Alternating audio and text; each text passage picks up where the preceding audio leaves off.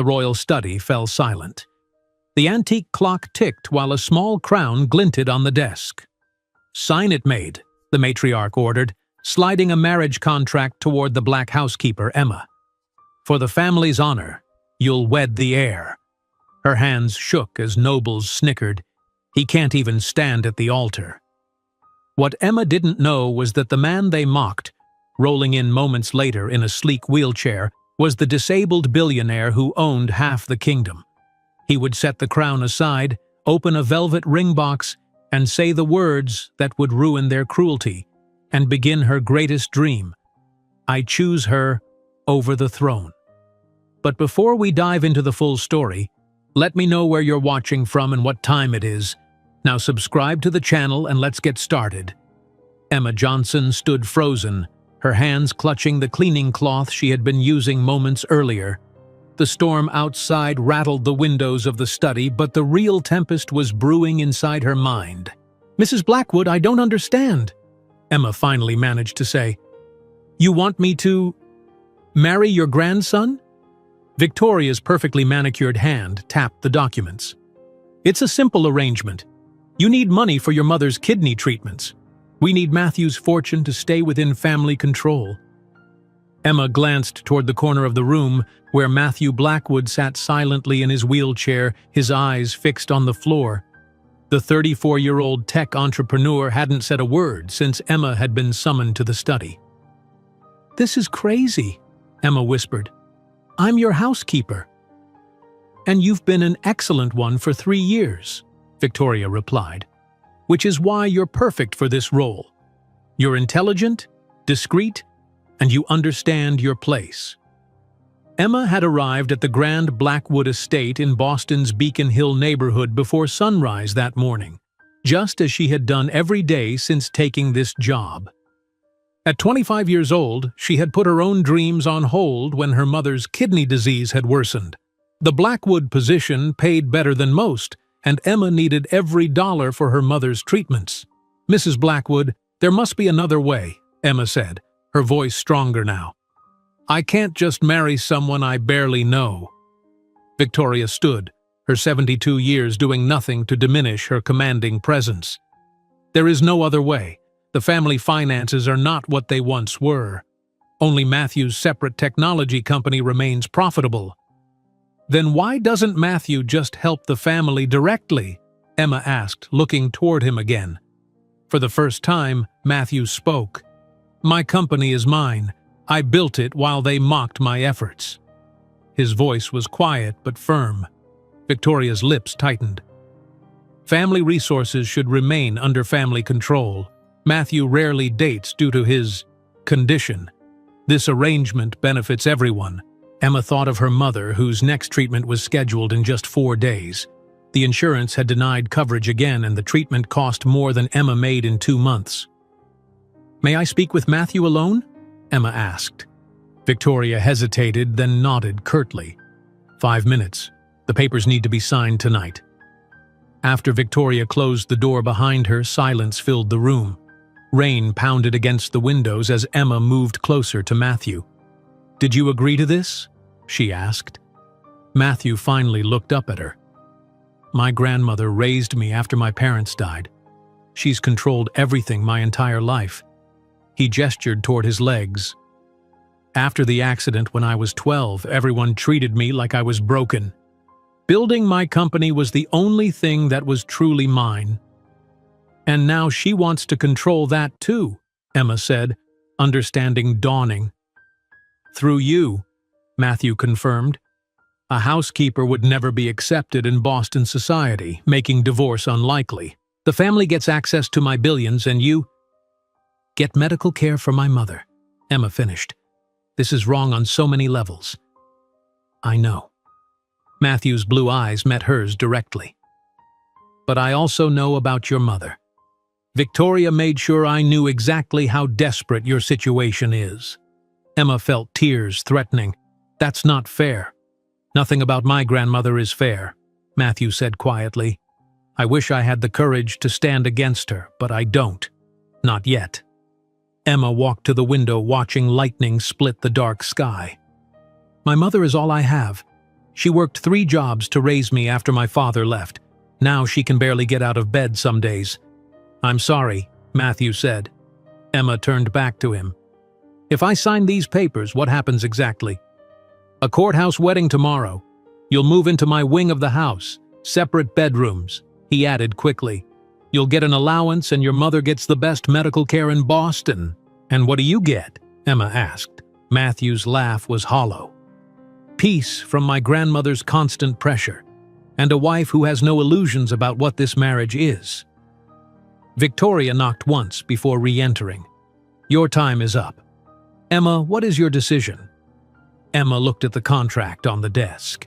She thought of her mother's face, growing thinner each week. She thought of the hospital bills piling up on their small kitchen table in Dorchester. If I sign, my mother gets treatment immediately, starting tomorrow? Emma asked. I'll make the arrangements tonight, Victoria confirmed. The finest specialists at Boston Memorial. Emma took a deep breath and picked up the pen. I'll need to see those arrangements in writing, added to this contract. Victoria's eyebrows rose slightly, but she nodded to the family lawyer hovering in the doorway. Add it. 20 minutes later, Emma signed her name on the final page. Each stroke of the pen felt like she was signing away another piece of her freedom. But her mother would live. That was what mattered. Welcome to the family, Emma, Victoria said without warmth. The ceremony will be at 10 o'clock tomorrow morning. Samuel will drive you. As Emma left the study, she pulled out her phone to call her mother. How could she possibly explain this? Her fingers trembled as she dialed. Mom? It's me. I have some news. Things are going to get better with your treatments. Emma, that's wonderful. How did you manage that? Her mother's voice, though weak, filled with hope. Emma leaned against the wall, closing her eyes. I got a promotion. The Blackwoods are being very generous. That night, in her small room in the staff quarters, Emma stared at the ceiling. Rain continued to lash against her window as the storm refused to break. Tomorrow she would no longer be Emma Johnson, housekeeper. She would be Emma Blackwood, wife of a billionaire, still trapped in service to this family. Her phone buzzed with a text message. It was from Matthew. I'm sorry it came to this. I promise your mother will get the best care possible. Emma typed back, Thank you. I guess we're both trapped now. She set her alarm for 5 o'clock in the morning out of habit, then realized she wouldn't be cleaning the mansion tomorrow. Instead, she would be getting married in it. As Emma finally drifted towards sleep, she realized the most disturbing part of this entire bizarre situation. If she had to make the choice again, knowing her mother would get the care she needed, she would still sign those papers. Some sacrifices were worth making, even if they cost you your freedom. Emma woke up before her alarm, her mind already racing with thoughts about the day ahead. In just a few hours, she would be getting married. Not in a beautiful church with friends and family, but in a cold courthouse with only legal papers to mark the occasion. The morning passed in a blur.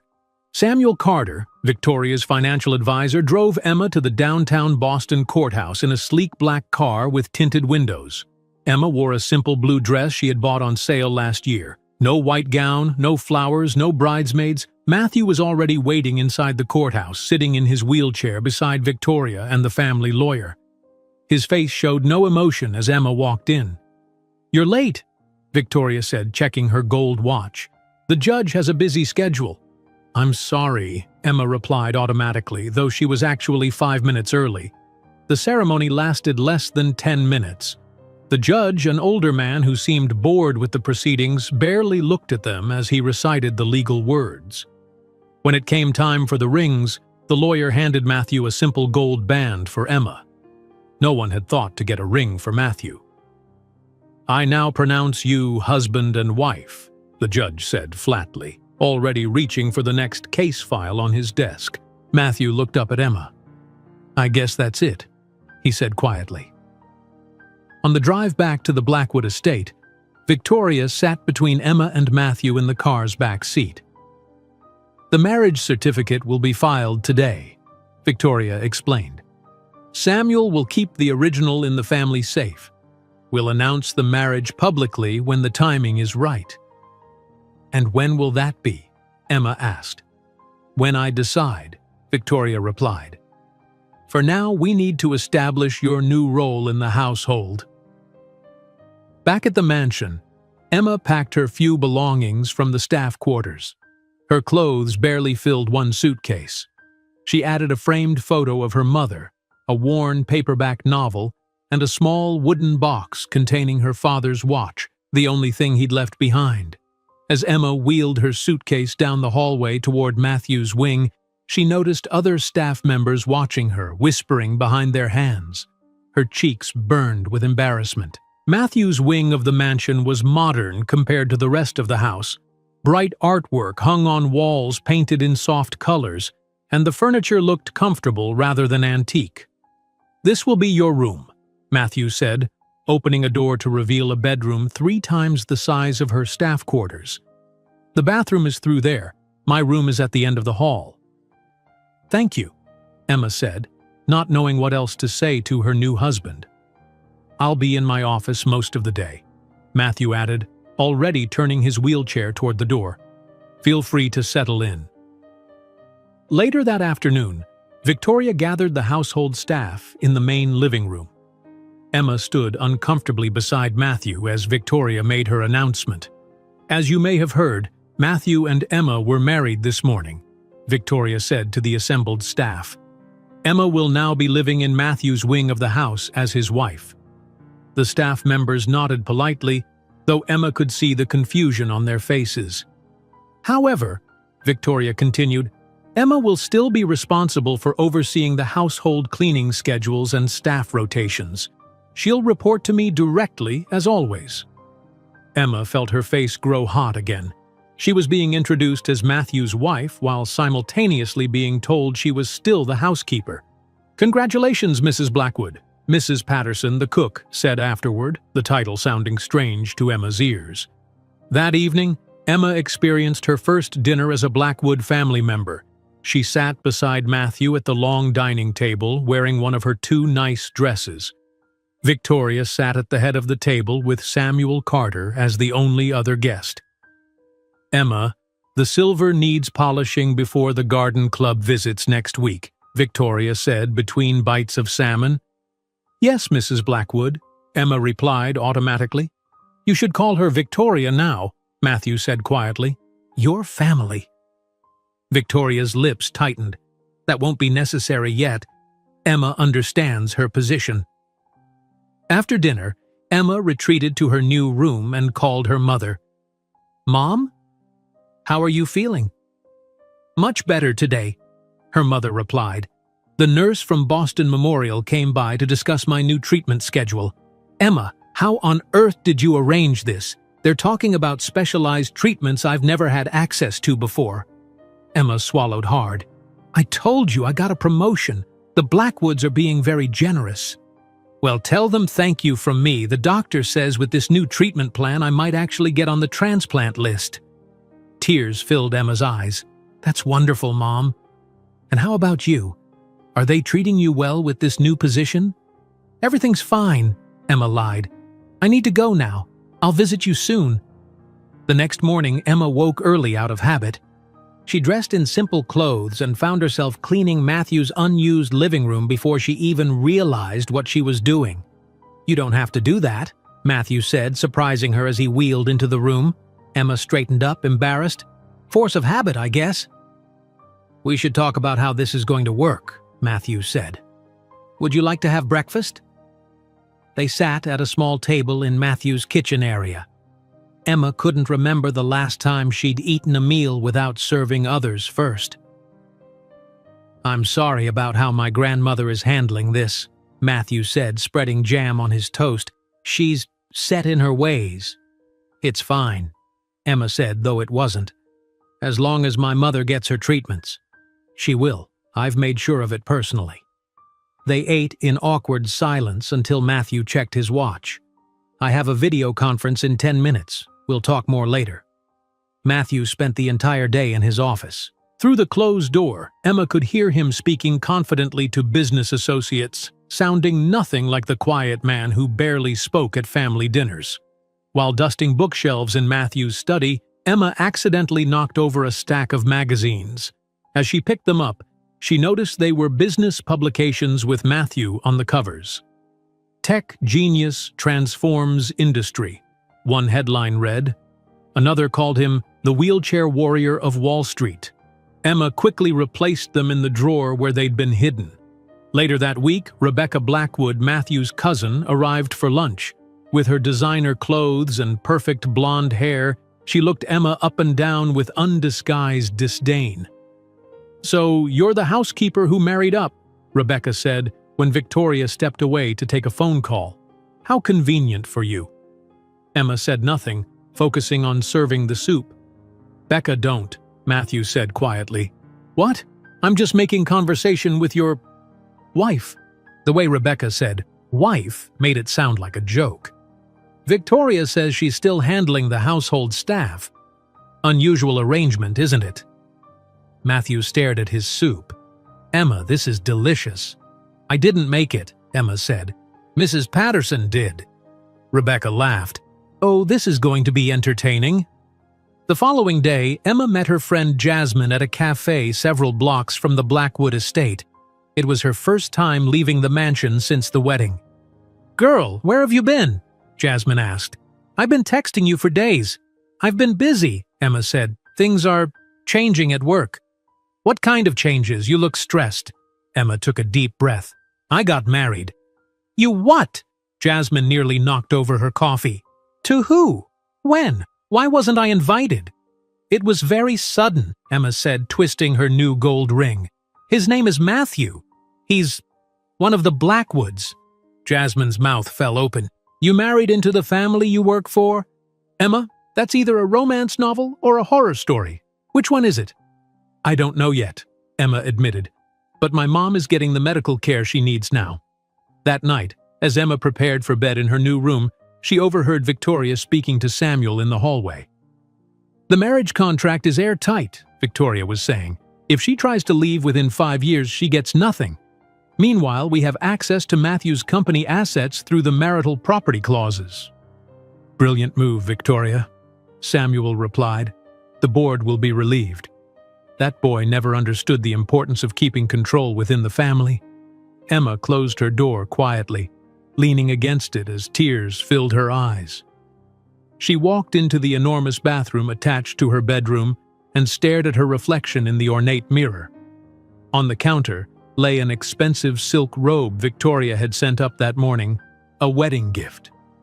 Emma touched the luxurious fabric, then looked back at her reflection. In this enormous mansion with all its wealth and beauty, she had never felt more trapped. She wasn't a wife. She wasn't even a housekeeper anymore. She was a transaction, a contract, a solution to a Blackwood family problem. Emma dried her tears and hung up the silk robe. This was her reality now. Trapped in a marriage that wasn't real, living in luxury that wasn't hers. She had to find a way to survive in this new life, for her mother's sake if nothing else. 3 weeks passed with Emma and Matthew living separate lives under the same roof. Emma continued cleaning parts of the mansion, including areas of Matthew's wing he rarely used. Matthew spent most days in his office, the door firmly closed as he conducted business over video calls. They occasionally passed each other in hallways, exchanging awkward nods but little conversation. One afternoon, Emma was dusting shelves in Matthew's personal library when she heard the sound of his wheelchair. She turned to see Matthew reaching up toward a high shelf, his fingers inches away from a thick blue book. His face showed frustration as he stretched his arm. Emma watched for a moment, then approached. Instead of reaching for the book herself or asking if he needed help, she simply asked, "Which one do you want?" Matthew looked surprised, then relieved. "The blue one, Corporate Finance and Strategy." Emma pulled it down and handed it to him. "Here you go." "Thank you," Matthew said, taking the book. "Most people either ignore what I'm doing or rush to help before I even ask." "I wouldn't like either of those things," Emma replied. Matthew smiled slightly. "No, I don't suppose you would." He paused, looking at her properly for the first time in weeks. "Do you have time to talk? Actually talk, I mean." They moved to the sitting area of the library. Emma perched on the edge of an armchair, while Matthew positioned his wheelchair across from her. "This situation isn't what either of us would have chosen," Matthew began, "but we're stuck with it, at least for now." "Because of your grandmother," Emma said. Matthew nodded. "Victoria raised me after my parents died. The same car accident that put me in this wheelchair killed them instantly." His voice was matter of fact. "She's controlled everything since I was 12 years old." "And you let her?" Emma observed. "Yes," Matthew admitted. "It was easier than fighting, until I started my company." "Blackwood Innovations," Emma said, remembering the magazine covers she'd found. "You know about that?" "I found some business magazines in your drawer when I was cleaning." Matthew smiled ruefully. "Victoria hates those magazines. She thinks they're undignified. Is that why you hide them?" "Old habits." Matthew shrugged. "My company was the one thing she couldn't control. I built it from my dorm room at MIT while the family laughed at my little computer project. And now it's worth billions," Emma said. "And now Victoria wants to control that too." Matthew's face hardened. "Through you." Emma looked down at her hands. "I'm sorry about that."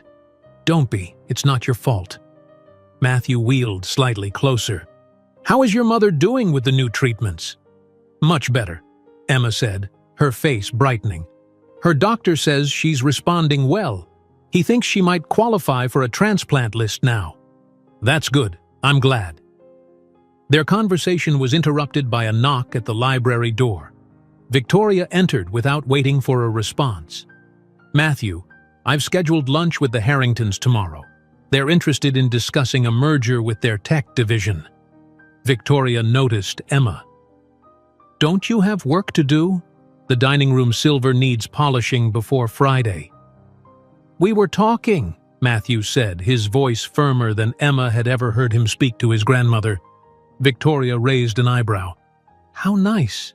Emma, when you've finished your actual duties, please make sure Matthew's navy suit is pressed for tomorrow." After Victoria left, Emma stood. "I should go." "You don't have to," Matthew said. "Yes, I do."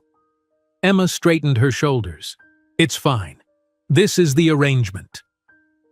The next morning, Emma was cleaning Matthew's rarely used formal dining room when she heard raised voices from his office. Without thinking, she opened the door. Inside, Matthew sat facing a large screen filled with faces of business people in suits. He was in the middle of speaking, his voice confident and authoritative. "The fourth quarter projections show a 30% increase in market share. Our new security protocol has already been adopted by 3 major banking systems, with 5 more in final negotiations." Emma tried to back out quietly, but Matthew had already seen her. "Emma, perfect timing," he said smoothly. "Everyone, this is my wife, Emma. Emma, these are our international executives and major investors." The faces on the screen smiled and nodded politely. Emma managed a small wave before closing the door. Later that afternoon, Matthew found her arranging flowers in the main hallway. "I'm sorry about earlier," Emma said. "I didn't mean to interrupt your meeting." "You didn't interrupt," Matthew replied. "You got me out of a tough question about user interface design. After you left, I told them my wife had reminded me of another appointment." Emma smiled despite herself. "Glad to help with your escape." "You know, you don't have to keep doing the flowers and cleaning," Matthew said. "You're supposed to be my wife, not the housekeeper." "According to Victoria, I'm both." Emma placed a final stem in the arrangement. "Besides, what else would I do all day? What would you want to do, if you could choose?" The question caught Emma off guard. No one had asked what she wanted in a very long time. "I used to dream about opening a community center in Dorchester where I grew up," she said, hesitantly. "After-school programs for kids who don't have anywhere safe to go, job training, that kind of thing." "That sounds worthwhile," Matthew said. "Why didn't you pursue it?" "My mom got sick. College plans got put on hold. Bills needed to be paid. Emma shrugged. Life happened. The next day, Emma visited her mother at Boston Memorial Hospital for her treatment. Dr. James Wilson, a kind man with gray at his temples, was reviewing her mother's chart. "The improvement is remarkable, doctor," Wilson told them. "These new medications are exactly what she needed." "After the examination, doctor." Wilson followed Emma into the hallway. "Mrs. Blackwood," he said quietly, "I hope you don't mind me asking, but are you all right? You seem stressed." Emma was startled by both his observation and the unfamiliar name. "I'm fine, just adjusting to changes." Dr. Wilson nodded. "I understand your marriage was recent. Quite a life change, I imagine." "You have no idea," Emma murmured. "Well," Dr. Wilson said, "if you ever need someone to talk to, doctor-patient confidentiality extends to families." He handed her his card. "My direct line is on the back." For the first time since her wedding, Emma felt someone was seeing her, not as a housekeeper, not as a solution to a problem, but as a person. That evening, Emma noticed architectural magazines on Matthew's desk when she brought him coffee. One was open to a page about community centers, with certain paragraphs highlighted. "Are you interested in community development?" she asked.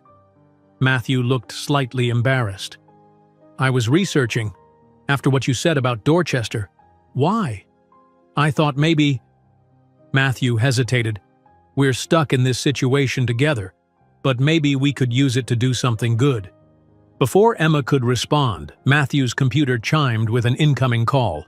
"I need to take this. It's the West Coast team," he said. "But maybe we could continue this conversation over dinner tomorrow? Not here at the house, somewhere else." Emma considered his suggestion. They were legally married. Having dinner together wasn't strange, and for the first time she was curious about the man behind the wheelchair, the businessman who commanded respect from international executives while being dismissed by his own family. "That sounds nice," she said finally. "Good." Matthew smiled, a genuine smile that reached his eyes. "I know a small Italian place in Cambridge where the food is excellent and nobody knows the Blackwood name." As Emma left his office, Matthew called after her. "Emma, wait! Would you like to have dinner with me tomorrow night? Not here, somewhere else, without my family watching our every move." Emma turned back, meeting his gaze directly. "Yes," she said.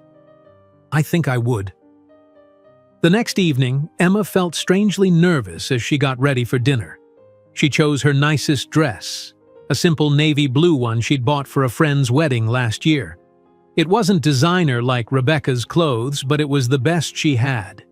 Matthew was waiting for her in the front hall, looking different in casual clothes, a button-down shirt and no tie. His wheelchair was different too, sleeker and less medical-looking than the one he used around the house. "You look nice," he said when he saw her. "Thank you. So do you." Samuel drove them to Cambridge in silence. The restaurant was small and warm, with checkered tablecloths and soft lighting. As Matthew had promised, no one seemed to recognize him here. "I discovered this place during college," Matthew explained after they were seated. "MIT is just a few blocks away. I used to come here to escape the pressure." "It's nice," Emma said, looking around at the normal people having normal dinners. No one was staring or whispering. "So, tell me about your community center idea," Matthew said after they ordered. "What would it look like if you could build it exactly as you wanted?" Emma hesitated, then began to describe her dream. As she spoke, her voice grew more animated. "Dorchester has so many kids with nowhere to go after school. Their parents are working multiple jobs, just like my mom did. These kids need safe places with computers for homework, maybe some art supplies, people who care if they show up." She leaned forward. "And not just for kids. We need job training programs for adults, resume workshops, interview practice." "You've thought about this a lot," Matthew observed. "Since I was 16, Emma admitted. "My neighbor, Ms. Jenkins, used to watch me after school while my mom worked. She had 10 kids in her apartment most days. She did what she could, but she had so little." Matthew listened intently as Emma continued sharing her ideas. Then he surprised her by telling stories about building his company. "I started coding in high school after the accident. It gave me something to focus on besides physical therapy and pitying looks." He shook his head. "By the time I got to MIT, I had a working prototype for a security algorithm. Everyone told me it wouldn't work, especially my family. But it did work," Emma said. "Better than even I expected." Matthew smiled. "The first time a major bank licensed my software, Victoria called it playing with computers. When I made my first million, the family called it luck. For 2 hours they talked freely, discovering common ground despite their different backgrounds. Both knew what it meant to be underestimated. Both had sacrificed personal dreams for family obligations. It was after 10 o'clock when they returned to the Blackwood estate. To Emma's surprise, Victoria was waiting in the main living room, still fully dressed despite the late hour. "How was your dinner?" Victoria asked, making the word sound suspicious. "It was nice," Matthew replied. "The food was excellent." "I see. Emma, before you retire, please review the social calendar I've left in your room. There are several events in the coming weeks where you'll need to appear as Matthew's wife." Emma nodded politely. "Good night, Victoria." In her room, Emma found a leather-bound calendar filled with charity galas, museum openings, and foundation dinners. Each entry included notes about appropriate attire and expected behavior. She was being programmed like a robot to perform as a proper Blackwood wife. The next morning, Samuel Carter arrived early for what Victoria called a family financial meeting. Emma was setting out coffee in Matthew's office when she overheard Carter speaking to Victoria in the hallway. "We need complete access to Matthew's separate accounts," Carter was saying. "The arrangement with the girl gives us legal standing, but Matthew still controls the daily operations." "Give it time," Victoria replied. "Emma's presence gives us leverage we didn't have before." Later, during the meeting, Emma served coffee while trying to appear invisible. She noticed how Carter kept steering the conversation toward Matthew's company. "As your financial advisor, I really should have access to all your passwords and security protocols," Carter said smoothly. "For emergency planning purposes, of course." "My company has its own security team," Matthew replied. "They handle emergency protocols. But as family financial manager, my company is separate from family finances, Samuel. You know that." That afternoon, Emma found Matthew in his office reviewing documents. "Matthew, I think Mr. Carter is trying to get access to your company information," she said hesitantly. Matthew looked up. "Samuel has always been interested in my business. Victoria trusts him completely." "Maybe too completely," Emma said. "I overheard them talking about using our marriage to get leverage over your company." Matthew frowned. "You're probably misunderstanding. Samuel has managed family finances for 20 years. Just be careful about giving him access to your business accounts," Emma insisted. Before Matthew could respond, Rebecca arrived unannounced, bringing the scent of expensive perfume and drama with her. "Matthew, darling, and the housekeeper wife." Rebecca's smile was sharp. "How domestic you two look." "What do you want, Becca?" Matthew asked tiredly. "Victoria asked me to help plan Emma's wardrobe for the Simmons Foundation dinner next week. We can't have her embarrassing the family." Rebecca looked Emma up and down. "We'll need to start from scratch, obviously." Emma remained silent, though her cheeks burned. "Emma doesn't need your help," Matthew said. "Oh, please. She has no idea how to behave in society. She'll be eaten alive." Rebecca turned to Emma. "No offense, dear. It's not your fault you weren't born into our world." After Rebecca left, Emma found herself walking through the garden to clear her head. To her surprise, she discovered Rebecca sitting alone on a stone bench crying quietly. "I'm sorry," Emma said, turning to leave. "Don't tell anyone you saw me like this," Rebecca said quickly, wiping her eyes. "I won't." Emma hesitated. "Are you okay?" Rebecca laughed bitterly. "Am I okay? What a common question." It's a normal thing to ask when someone is crying. Rebecca stared at Emma for a long moment. You think you're trapped? Try being born into this family. At least you had freedom before this. What do you mean? My marriage to Alexander was arranged when I was 22. Family business connections, Rebecca said flatly. Victoria orchestrated the whole thing, just like she did with you and Matthew. The next day, Emma visited her mother, who had been released from the hospital. Her small apartment seemed even smaller after weeks at the Blackwood mansion, but it felt like home. You look tired, sweetheart, her mother said, touching Emma's cheek. Is everything okay with your new position? Everything's fine, Mom. How are you feeling? Better than I have in years. Her mother smiled. That nice doctor. Wilson says I need to continue treatments twice a week, but I might actually have a normal life again. Emma swallowed hard. That's wonderful. Emma.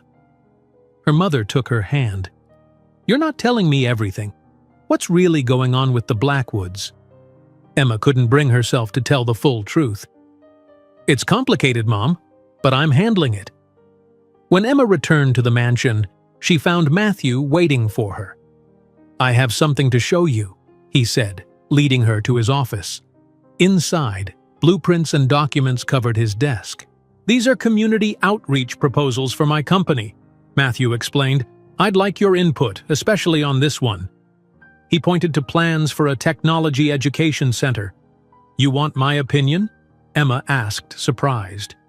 You understand these communities better than any consultant I could hire, Matthew said. Your perspective is valuable. For the next 2 hours they worked together, with Emma suggesting practical improvements to the proposals. She felt engaged and respected for the first time in years. Their work was interrupted when Victoria entered without knocking. Matthew, I need to discuss the Robinson dinner. Victoria stopped, seeing them working together. Emma, surely you have household duties to attend to. Emma is helping me with community outreach planning, Matthew explained. Her input is valuable. Victoria's face tightened. I see. Well, don't let me interrupt your collaboration. After Victoria left, Emma helped Matthew organize the documents. As she placed papers in a folder, she noticed what looked like financial statements on Victoria's desk in the connecting room.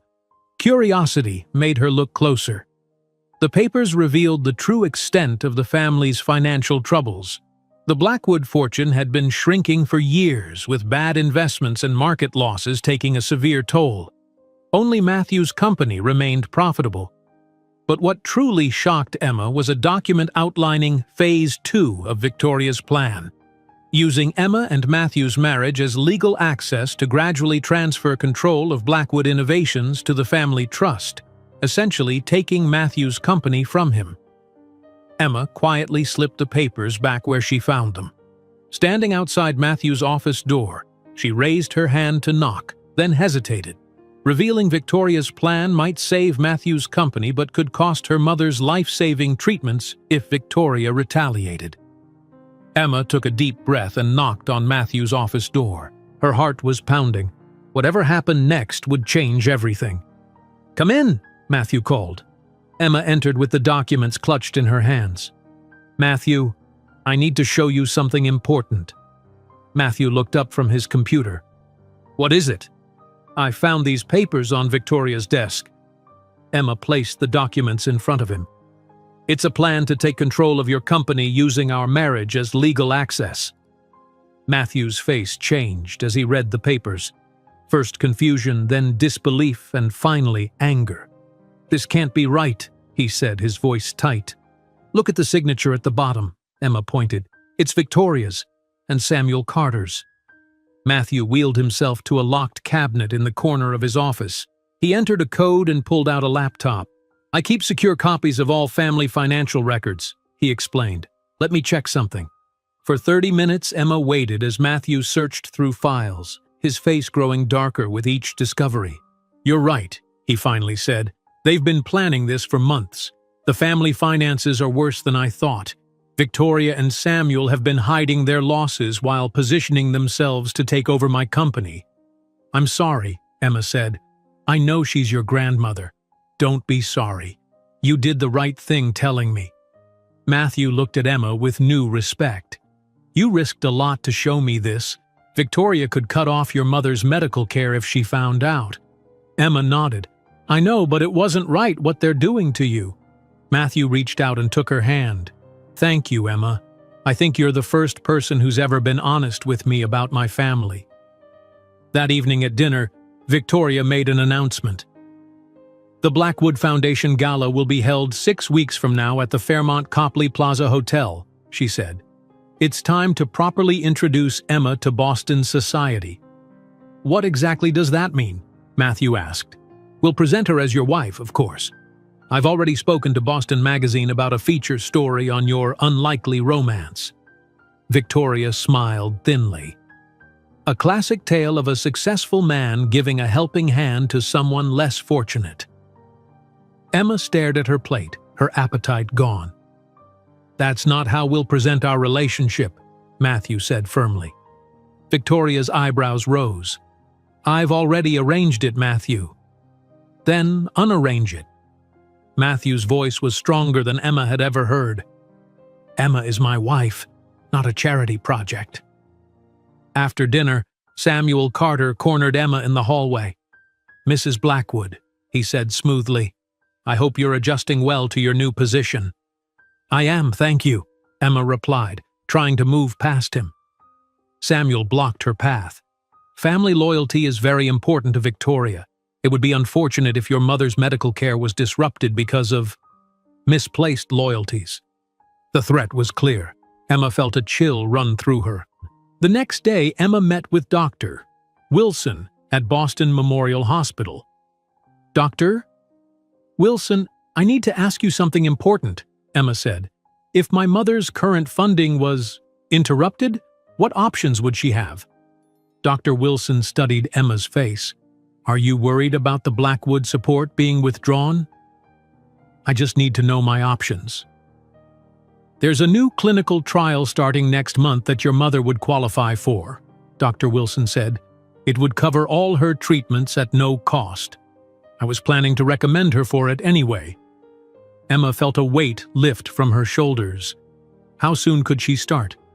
"I could submit her application today, Doctor," Wilson said. "Is everything okay, Emma?" "It will be," Emma replied. "Thank you." When Emma returned to the mansion, she found Rebecca waiting in the garden. "We need to talk," Rebecca said, her usual sharpness missing. "About what?" "I've seen you and Matthew working together. Victoria has seen it too, and she's worried." Rebecca lowered her voice. "Be careful. When Victoria feels her control slipping, she becomes dangerous." Emma studied Rebecca's face. "Why are you telling me this?" "Because I know what it's like to be a pawn in Victoria's games." Rebecca hesitated. "My husband Alexander is a corporate attorney. He might be able to help protect Matthew's company." Emma was stunned. "You want to help us?" "I want to help Matthew, and maybe myself too." Rebecca smiled slightly. "Victoria has controlled this family for too long." Later that afternoon, Matthew surprised Emma. "Cancel your plans for tomorrow," he said. "I want to show you something." "What plans?" "My schedule is controlled by your grandmother," Emma replied.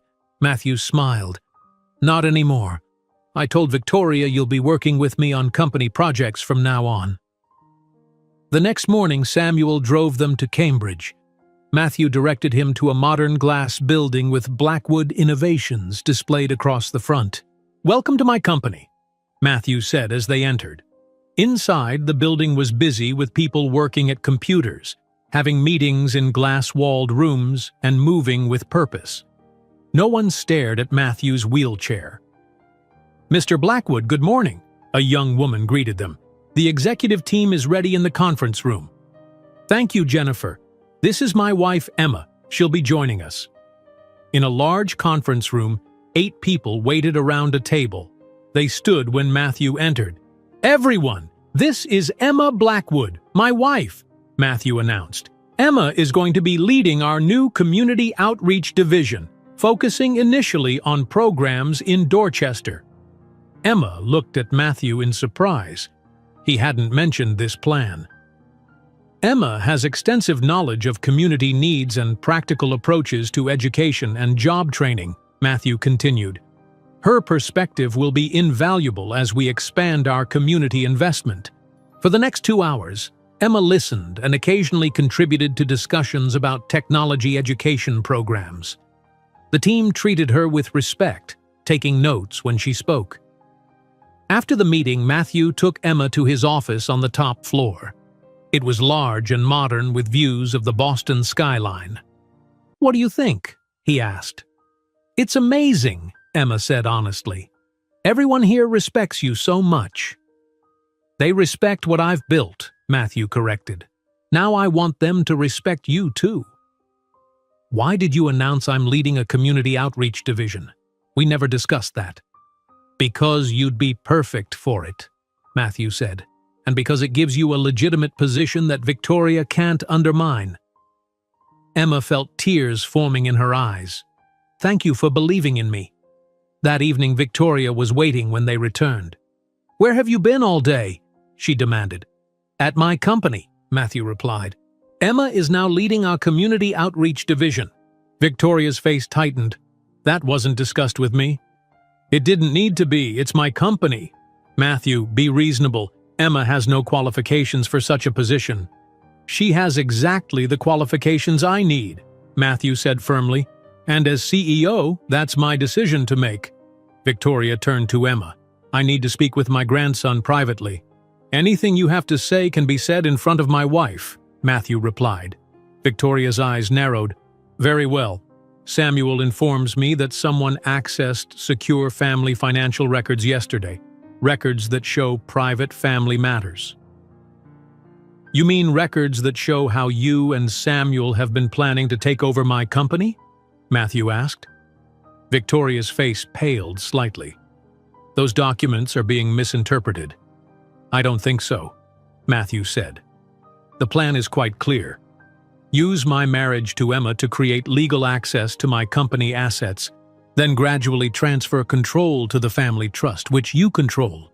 Everything I've done has been for this family's legacy," Victoria said coldly, "including finding you a suitable wife who knows her place."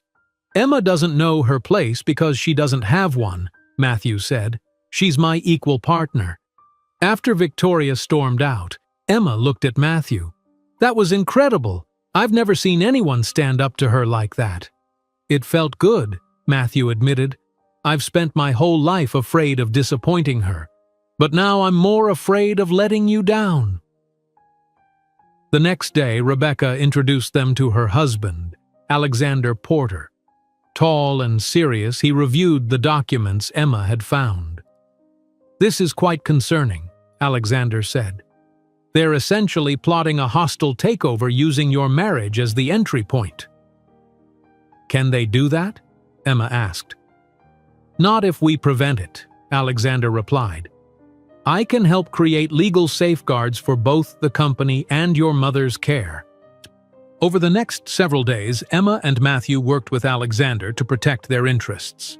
They established a legitimate professional identity for Emma through Matthew's company, created legal barriers to prevent Victoria from accessing company assets, and secured independent medical care for Emma's mother.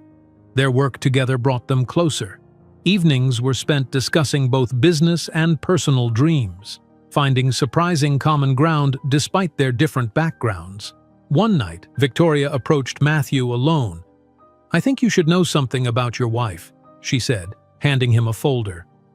"Emma Johnson has a juvenile record, shoplifting when she was 15, not exactly the background we want for a Blackwood." Matthew took the folder without opening it. "Did you know I was arrested for public intoxication my first year at MIT? Or that I crashed my father's car into a tree when I was 16? He handed the folder back. "We all make mistakes, Victoria. The difference is most of us don't have people searching for ways to use them against us." As final preparations for the gala began, Samuel Carter grew increasingly desperate. Emma noticed him spending more time in Matthew's wing, always with excuses about family business. "He's trying to access your secure servers," Emma warned Matthew. "He was asking your assistant about passwords yesterday." Matthew nodded. My security team is tracking his attempts. We're gathering evidence. One afternoon, Matthew surprised Emma again. Get ready, we're going to Dorchester. In Dorchester, Matthew followed Emma's directions to her old neighborhood. She showed him run-down playgrounds and empty community buildings that could be renovated. This would be perfect for the community center, Emma said, pointing to an abandoned recreation building. It has the space we need, and it's centrally located for families. Consider it done, Matthew said. I'll have our legal team look into acquiring it next week. As they drove through the neighborhood, Emma introduced Matthew to community leaders she knew. They welcomed him warmly when they saw how Emma spoke to him. You've made quite an impression, Matthew observed as they headed back to the car. These are good people who just need resources and opportunities, Emma said.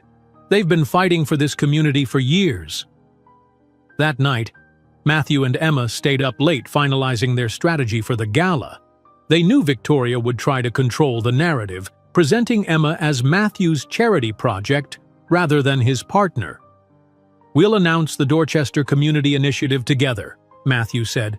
$10 million from Blackwood Innovations, with you as executive director. $10 million? Emma gasped. Matthew, that's too much. It's exactly right, Matthew insisted, and it establishes you as a legitimate business leader, not Victoria's idea of a proper wife.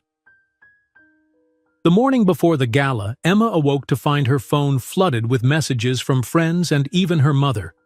A Boston lifestyle magazine had just published a rags to riches profile of her, complete with unflattering details about her family and neighborhood, clearly meant to humiliate her at tonight's event.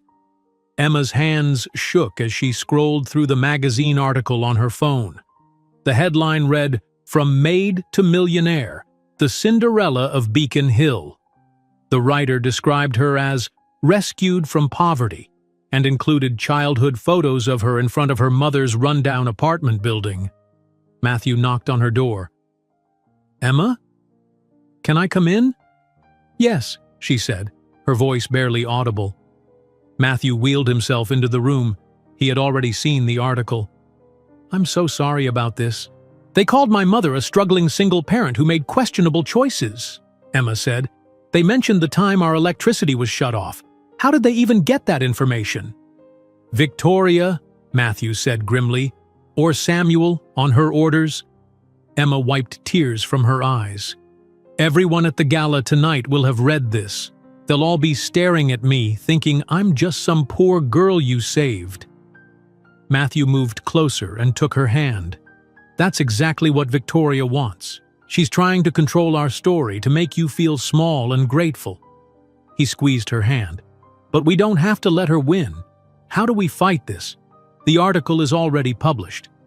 We address it directly, Matthew said. Instead of hiding from it, we own the truth.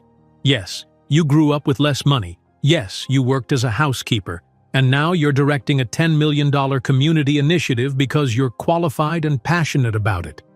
Emma's phone rang. It was her mother. Emma? I just saw that awful magazine article, her mother said. Are you okay? I'm handling it, Mom. Don't worry. I'm coming to that gala tonight, her mother announced. What? No, Mom, you don't need to. Yes, I do.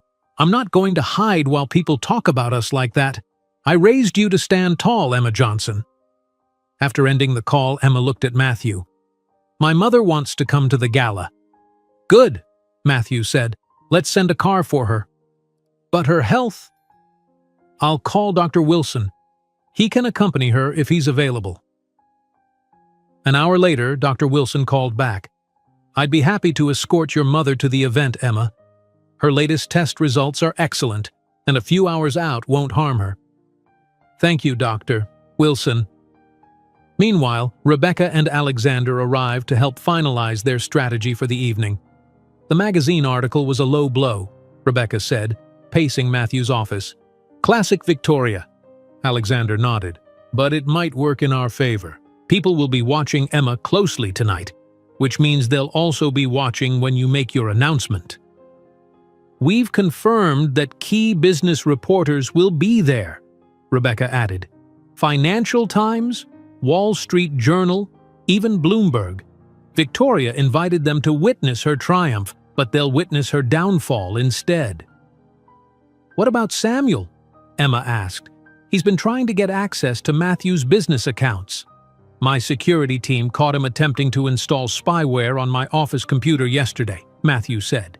"They've been tracking his digital movements for days. The evidence is damning." Alexander smiled. "I've prepared legal documents to remove him from all company access immediately after the gala. He'll be locked out before midnight." As they discussed final details, Emma received a surprising call from Jasmine, her friend from Dorchester. "Emma, is it true?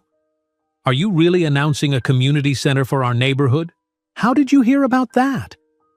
"Some man from Blackwood Innovations called the Community Center Board. Said we're all invited to the fancy gala tonight as your guests." Emma looked at Matthew, who smiled. "I invited them. They should be part of this announcement." "You never stop surprising me," Emma said after ending the call. The afternoon passed quickly with final preparations. At 4 o'clock, Victoria sent the family stylist to Emma's room. "Mrs. Blackwood asked me to help prepare you for tonight," the stylist said, eyeing Emma's natural curly hair. "I'm thinking we should straighten your hair and perhaps do a more sophisticated style." Emma stood her ground. "Thank you, but I'll wear my hair naturally tonight." Mrs. Blackwood was very specific. "And I'm being very specific now," Emma said firmly. "My hair stays as it is." After the stylist left, a package arrived for Emma. Inside was a stunning emerald green gown with a note from Matthew. "Thought you might want something that makes you feel like yourself. The designer assured me it will fit perfectly." The dress was elegant but not overstated, perfect for a business leader making an important announcement. Emma touched the fabric gently, moved by Matthew's thoughtfulness. At 6 o'clock, a car arrived with Emma's mother and Dr. Wilson. Her mother looked better than she had in years, dressed in a new blue suit. "You look beautiful, Mom," Emma said, hugging her carefully. "So do you, sweetheart." Her mother touched Emma's natural curls. "I'm glad you didn't let them change you." Victoria appeared at the top of the stairs, her face tightening when she saw Emma's mother. "I wasn't informed we would have extra guests," she said coldly. "My mother and Dr. Wilson will be sitting at our table," Emma replied, her voice steady.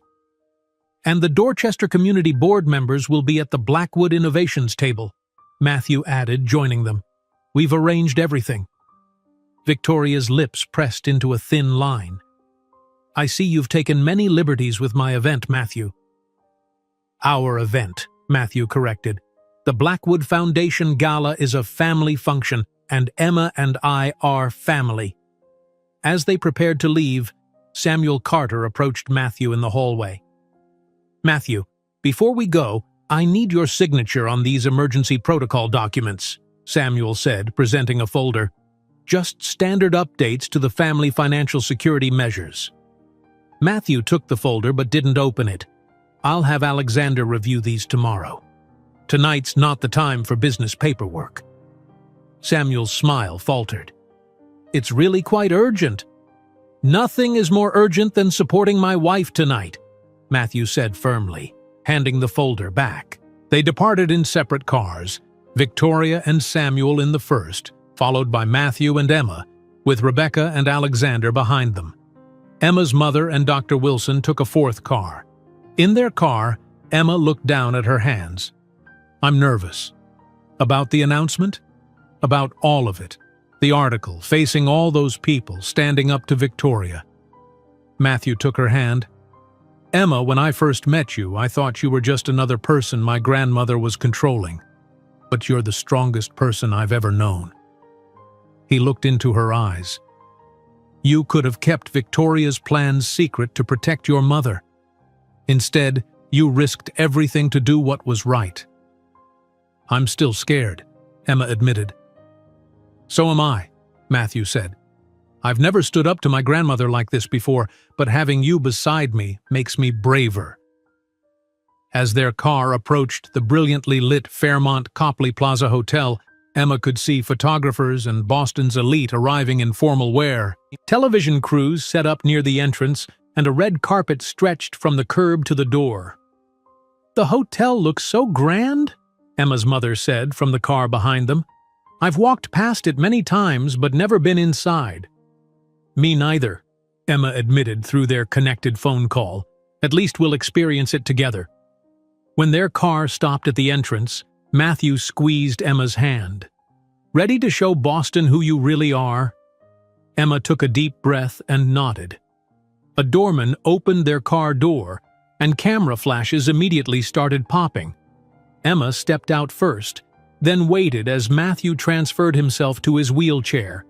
They posed briefly for photos, Matthew's hand resting on Emma's. Inside the grand ballroom, crystal chandeliers cast a warm glow over dozens of elegantly set tables.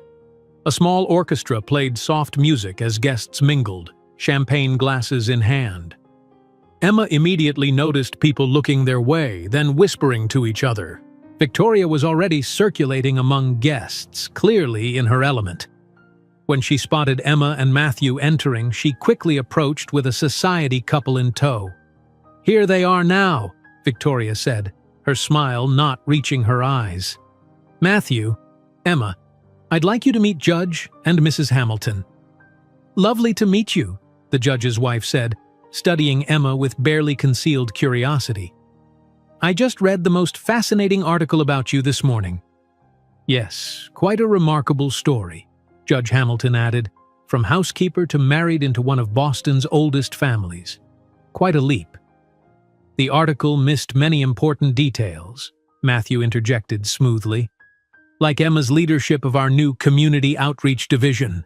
We're announcing a major initiative tonight." Victoria's smile tightened. "Let's not bore the Hamiltons with business talk. Emma, perhaps you could get everyone fresh drinks?" "Actually," Emma said, finding her voice, "I see my mother arriving. If you'll excuse us, I'd like to make sure she's settled at our table." As they moved away, Victoria called after them, "Don't forget, Matthew, your speech time is very limited. Just a brief thank you to the donors." At their table near the front, Emma introduced her mother to Rebecca and Alexander. "It's so nice to meet more of Emma's new family," her mother said warmly. "We're the rebellious faction," Rebecca replied with a wink. "The ones Victoria hasn't fully programmed yet." The Dorchester community leaders arrived soon after, led by Mrs. Jenkins, Emma's old neighbor who had watched her after school. They were seated at a nearby table with executives from Matthew's company. "Emma Johnson!" Mrs. Jenkins exclaimed, embracing her. "Look at you now! Your mother always said you were destined for big things." As dinner was served, Emma noticed Samuel Carter moving between tables, speaking quietly to various business associates. Occasionally, he glanced toward Matthew with a concerned expression. "He's getting nervous," Alexander observed. "My sources tell me he's been making calls all day trying to gain emergency access to Matthew's business servers." "My team has blocked every attempt," Matthew confirmed. "He's running out of options." At 8:30, Victoria approached the podium for her planned speech. The room quieted as she tapped the microphone. "Good evening, distinguished guests. As chairwoman of the Blackwood Foundation, I welcome you to our annual gala." Emma took a deep breath as Victoria began speaking about the family's charitable work and their commitment to lifting up those less fortunate. Matthew reached for her hand under the table and held it tightly. "I've been blessed to lead this family through many generations of service," Victoria continued. "And recently, we've welcomed a new member who exemplifies our commitment to embracing those from all walks of life." Victoria gestured toward Emma. "My grandson Matthew has shown tremendous heart in bringing Emma into our family, proving that the Blackwoods not only donate to worthy causes, we live our values by extending a helping hand to those who need it most." Whispers circulated through the room as all eyes turned to Emma. Victoria smiled triumphantly, believing she had established the narrative exactly as she wanted it. Matthew leaned close to Emma's ear. "It's time to show them who you really are," he whispered. "Are you ready?" Emma nodded, her heart pounding. Matthew began moving his wheelchair toward the stage as Victoria continued her speech. "And now, I'd like to introduce our generous donors who have made this year's charitable initiatives possible," Victoria was saying. The crowd murmured in surprise as Matthew approached the podium. Victoria paused, her smile faltering slightly. "Matthew, dear, your speech comes later in the program," she said quietly. "I'd like to say a few words now, grandmother," Matthew replied, his voice firm but polite. Victoria hesitated, then stepped aside with obvious reluctance. "Of course, ladies and gentlemen, my grandson, Matthew Blackwood." The audience applauded politely as Matthew positioned himself at the microphone. Emma sat up straighter, her mother squeezing her hand for support. "Thank you all for coming tonight," Matthew began. "For years, the Blackwood name has been associated with wealth, tradition, and charitable giving. Most of you know me as Victoria's grandson, the one in the wheelchair who runs his tech company." A few uncomfortable chuckles rippled through the crowd. "What many of you don't know is that the Blackwood family fortune has been crumbling for years. Bad investments, market crashes, and poor management have drained the family resources." Matthew's voice grew stronger. "The only profitable enterprise associated with the Blackwood name is my company, Blackwood Innovations, which I built from nothing while my family dismissed it as a hobby." Victoria stepped forward. "Matthew, this is hardly the venue." "It's exactly the venue," Matthew continued. "For years, I've allowed this family to control my narrative. Tonight, that ends." The ballroom fell completely silent. Business reporters at the back were furiously taking notes. 3 months ago, my grandmother arranged my marriage to Emma, who worked as our housekeeper. Matthew looked directly at Emma. "The plan was simple: marry Emma to keep my fortune under family control, using the marriage to gain legal access to my company assets." Gasps and whispers filled the room. Victoria's face had gone pale. "What my grandmother didn't count on was that Emma would show me the truth about my family's schemes, or that in the process, we would discover we actually make a good team." Emma's mother squeezed her hand again, her eyes filled with questions. "Emma grew up in Dorchester," Matthew continued. "She worked as our housekeeper to pay for her mother's medical treatments. She has more integrity and strength than anyone I've ever met." Matthew's voice softened. "I was forced into this marriage just like Emma was, but standing here tonight, I can honestly say it might be the best thing that ever happened to me." He turned to face Victoria directly. "Grandmother, I love you. You raised me after my parents died, but I won't let you control my company or my life anymore." Matthew returned his attention to the audience. "Tonight, I'm announcing that Blackwood Innovations is launching a $10 million community initiative in Dorchester with Emma Johnson Blackwood as executive director." More whispers swept through the crowd. Emma could feel hundreds of eyes on her. "This isn't charity," Matthew emphasized. "It's smart business and good community investment, led by someone who truly understands what that community needs." Victoria stepped forward again, her face now ashen. "Matthew, you can't possibly—" "I already have," Matthew interrupted. "The papers were signed yesterday." Victoria grabbed the podium for support. "You had no right." "I had every right.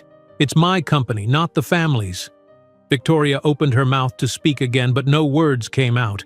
Her hand flew to her chest and she suddenly crumpled to the floor. "Grandmother!" Matthew exclaimed, moving toward her.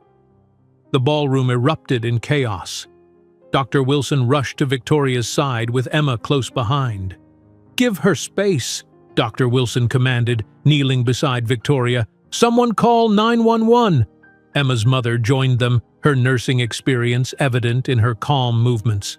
"Her pulse is rapid but strong," she reported to Dr. Wilson.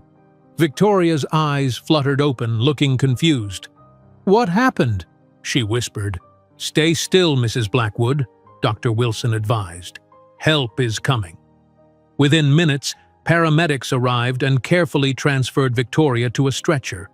As they wheeled her toward the exit, she reached for Matthew's hand. "Don't leave me," she said, suddenly looking much older and more vulnerable.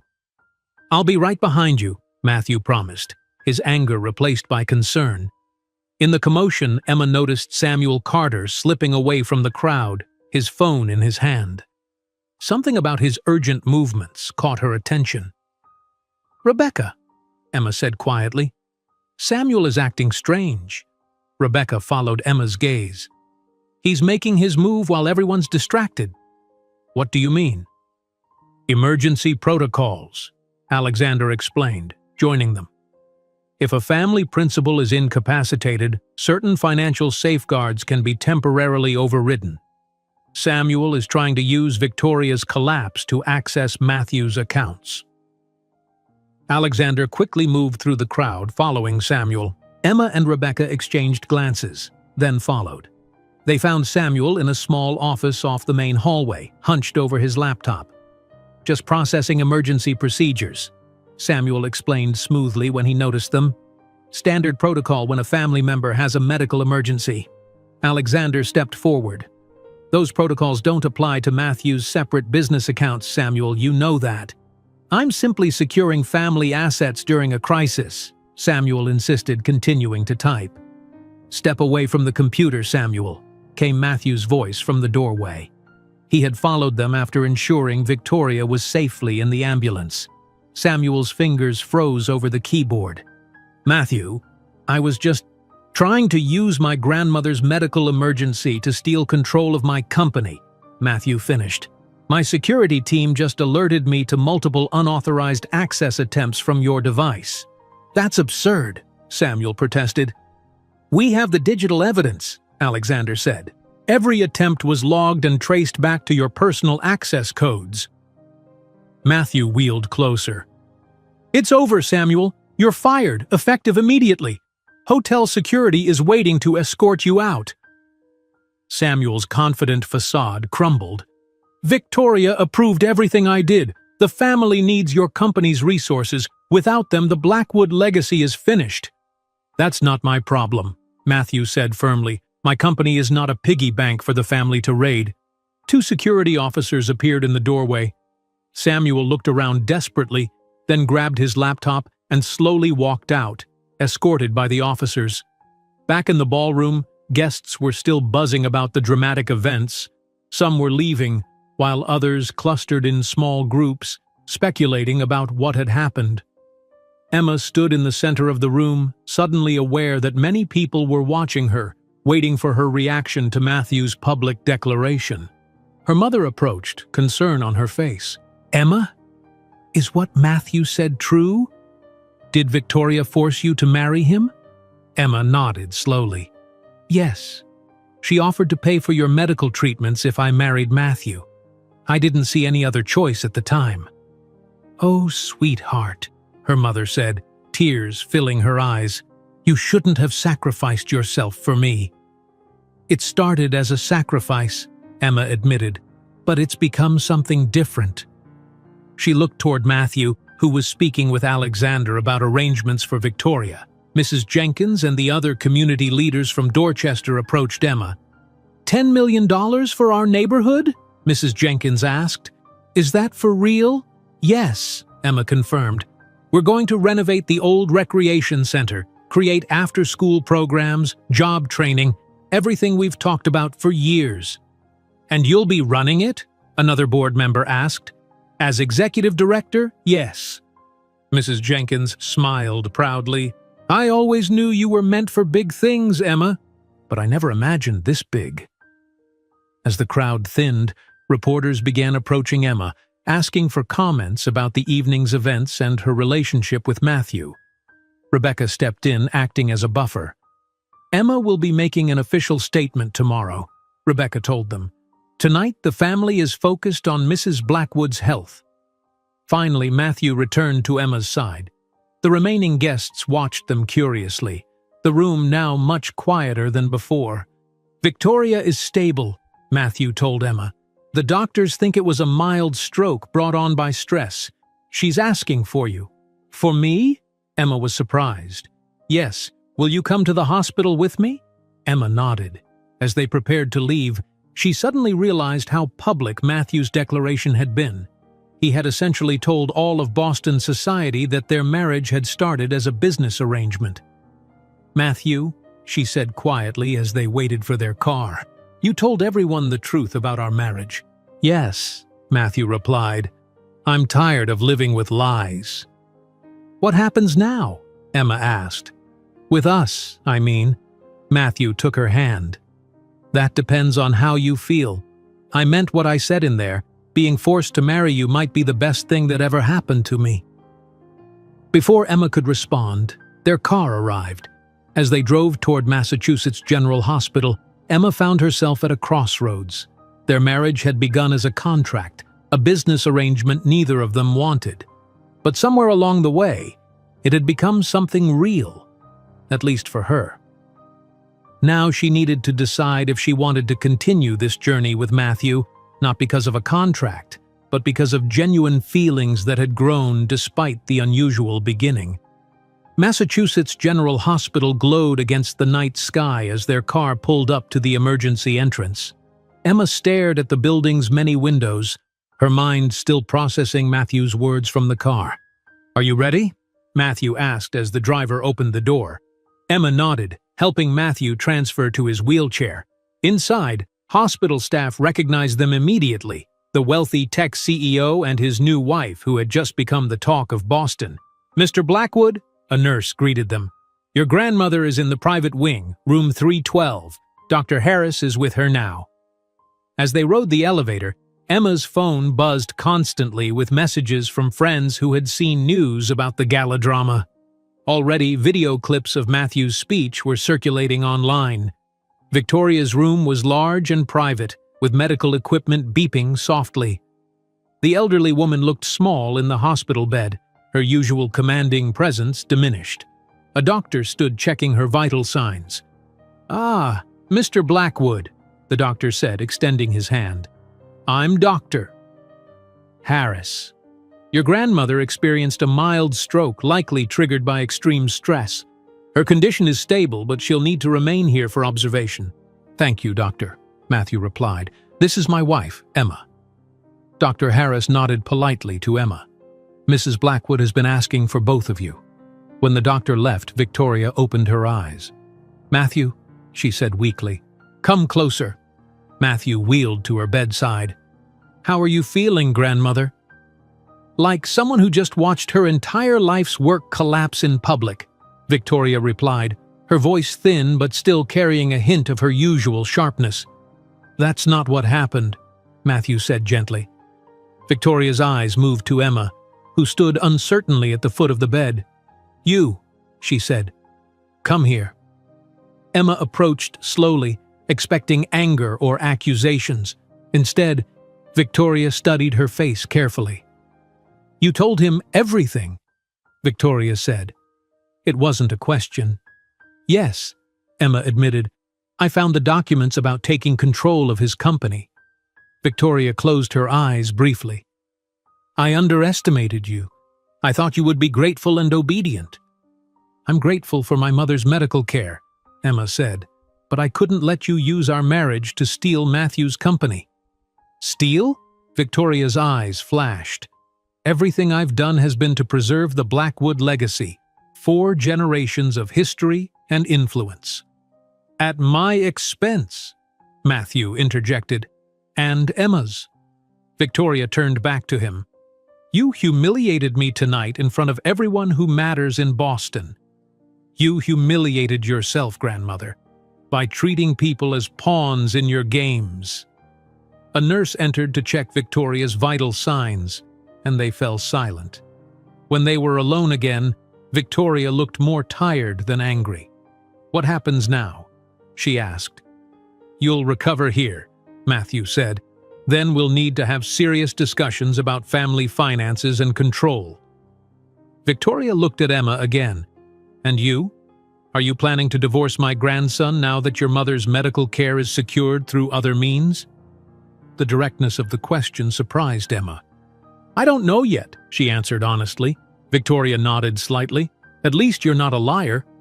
She closed her eyes. I'm tired now. Outside Victoria's room, Matthew and Emma found Rebecca and Alexander waiting. How is she? Rebecca asked. Stable, Matthew replied, and still very much herself despite everything. Alexander stepped forward. We've secured all the company assets. Samuel has been completely locked out of all systems, and security is watching for any further attempts at access. Thank you, Matthew said. And the media situation? Exploding, Rebecca admitted. You're trending everywhere. Tech billionaire exposes family scheme is the headline on Boston Globe's website. Emma's phone rang, her mother calling from the car taking her home from the gala. Emma, are you okay? Everyone's talking about what happened. I'm fine, Mom. We're at the hospital with Victoria. Dr. Wilson told me about her condition.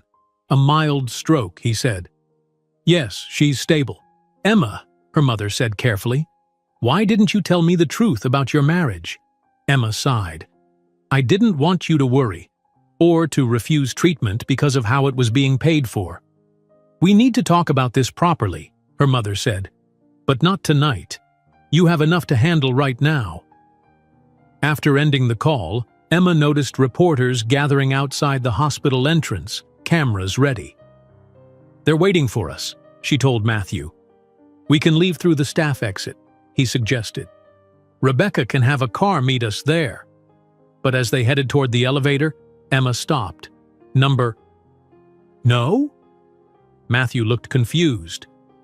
I'm tired of hiding and sneaking around, Emma said firmly. If we leave through the back, it looks like we're ashamed or guilty. I'm not ashamed anymore. Matthew studied her face, then smiled. You're right. Let's face them together. As they approached the hospital's main entrance, Rebecca hurried alongside them.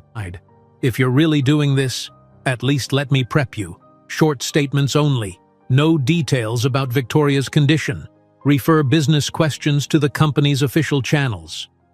Outside, camera flashes erupted as reporters spotted them. Microphones were thrust forward. Mr. Blackwood, is it true your marriage was arranged to secure your company assets? Emma, did you know you were being used to control Matthew's fortune? Is Victoria Blackwood expected to recover? Matthew held up his hand, and the questions paused momentarily. My grandmother experienced a medical emergency this evening. She is receiving excellent care and we expect a full recovery. That is our primary concern right now. Emma stepped forward. As for our marriage, yes, it began under unusual circumstances. But what matters is what we choose to do now, moving forward. Matthew reached for Emma's hand and she took it. We'll be making a full statement about the Dorchester Community Initiative tomorrow at Blackwood Innovations headquarters, Matthew added. Tonight, we're focusing on family. They moved toward their waiting car, ignoring further questions. Inside the vehicle, Matthew turned to Emma. Thank you, he said, for standing with me out there. It felt good to tell the truth, Emma replied. As they drove through Boston's quiet streets, Matthew looked thoughtful. You didn't answer Victoria's question about divorce. No, I didn't. Because you don't know or because you didn't want to say in front of her? Emma turned to face him.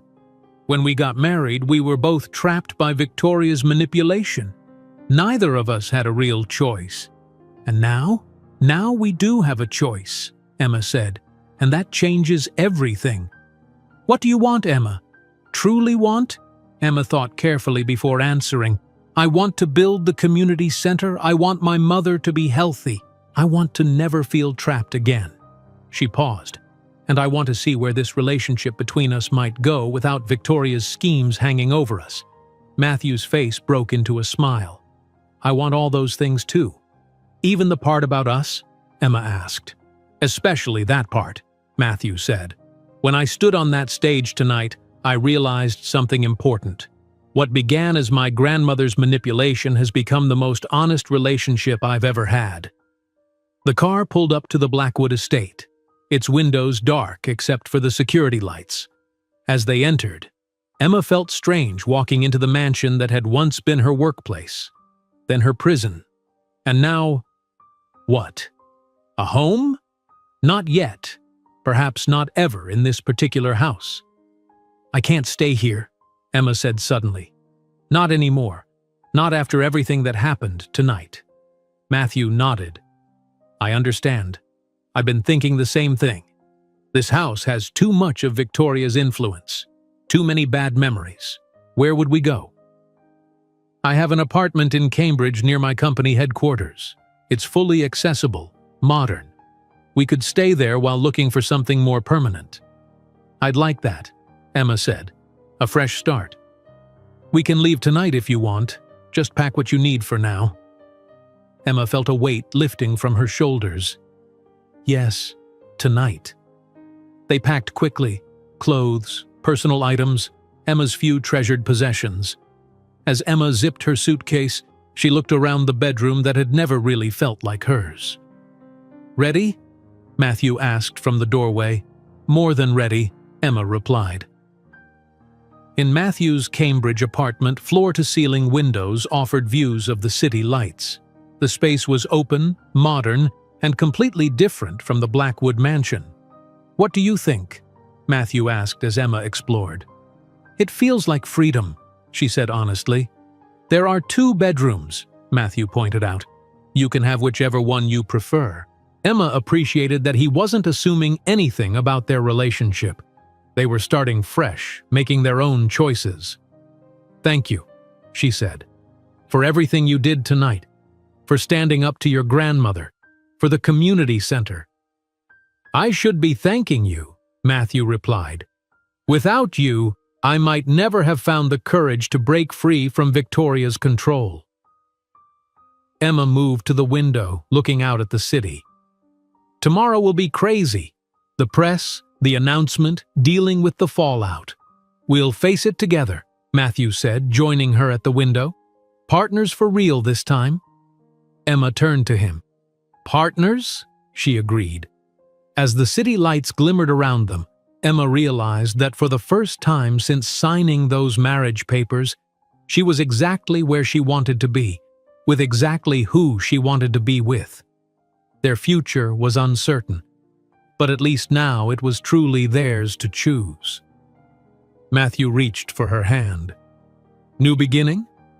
he asked. Emma nodded, intertwining her fingers with his.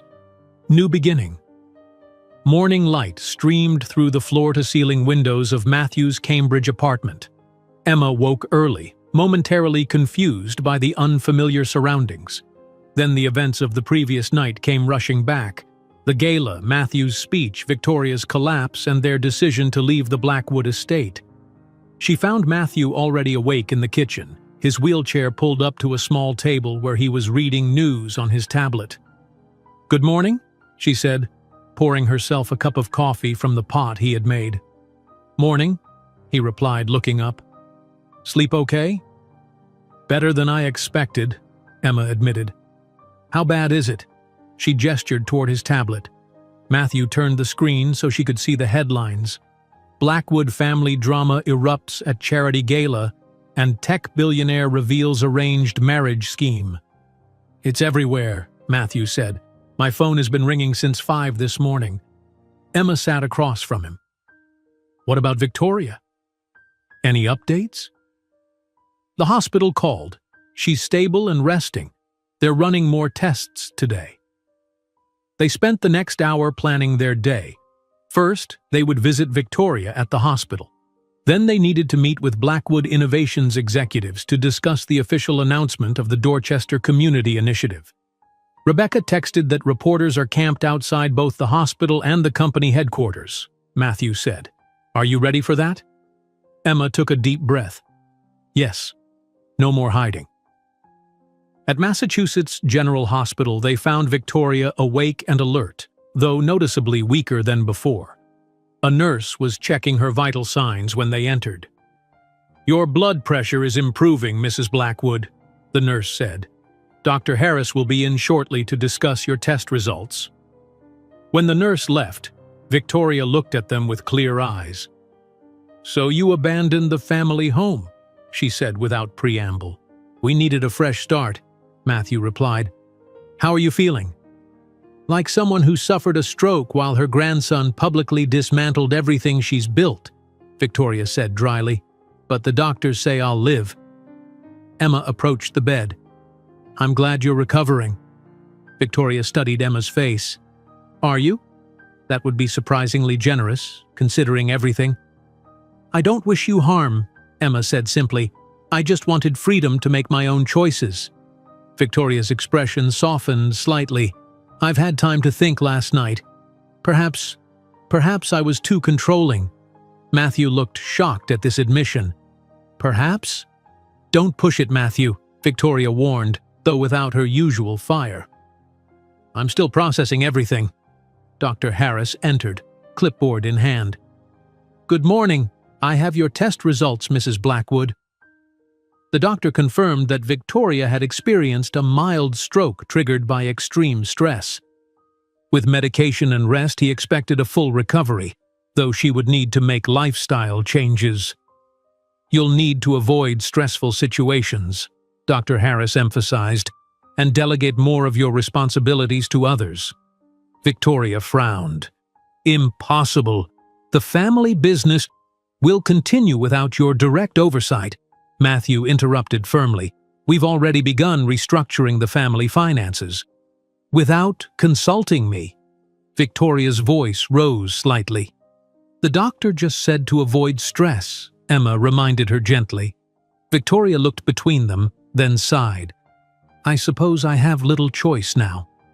After leaving the hospital, they headed to Blackwood Innovations headquarters. As predicted, reporters swarmed their car when they arrived. Inside, Rebecca and Alexander were waiting with the executive team. The conference room fell silent when Emma and Matthew entered. "Everyone," Matthew announced, "I want to formally introduce Emma Blackwood, the new director of our Community Outreach Division. As most of you now know, our marriage began under unusual circumstances, but we're moving forward together as true partners." Emma felt a surge of gratitude as the team applauded politely. Matthew was publicly acknowledging her as an equal, not a charity case. The meeting focused on finalizing details of the Dorchester Community Initiative. Emma presented her vision for transforming the abandoned recreation center into a modern facility with educational programs, job training, and community resources. "We'll start renovation next month," she explained. "Our goal is to open the center in 6 months." After the meeting, Alexander updated them on Samuel Carter's situation. "We've filed legal complaints based on the evidence of his attempted unauthorized access," Alexander explained. "The district attorney is reviewing potential charges for financial fraud." "Has he said anything?" Matthew asked. "Only that he was acting on Victoria's instructions," Alexander replied. "He's trying to shift all blame to her." Later that afternoon, Emma's mother visited them at the Cambridge apartment. She had seen the news coverage and had questions that couldn't wait. "Why didn't you tell me the truth about your marriage?" she asked Emma directly. "I was afraid you wouldn't accept treatment if you knew how it was being paid for," Emma admitted. "I didn't want to lose you, Mom." Her mother took Emma's hands. "I understand why you did it, but no treatment is worth your happiness." "It turned out differently than I expected," Emma said, glancing at Matthew. "I can see that," her mother observed. "The way you look at each other now isn't how arranged marriage partners look at each other." Matthew smiled. "Your daughter changed everything for me, Mrs. Johnson. She helped me find courage I didn't know I had." "Call me Diane," Emma's mother replied warmly. "And take care of each other. Just remember, you can forgive without forgetting. That goes for both of you, with Victoria." The following week brought non-stop activity. Matthew worked with Alexander to restructure the family finances, ensuring Victoria would be well cared for while removing her control over business decisions. Emma divided her time between planning the community center and dealing with the media attention. The Boston social scene buzzed with gossip about the Blackwood drama. Some society matrons sided with Victoria, calling Matthew ungrateful and Emma an opportunist.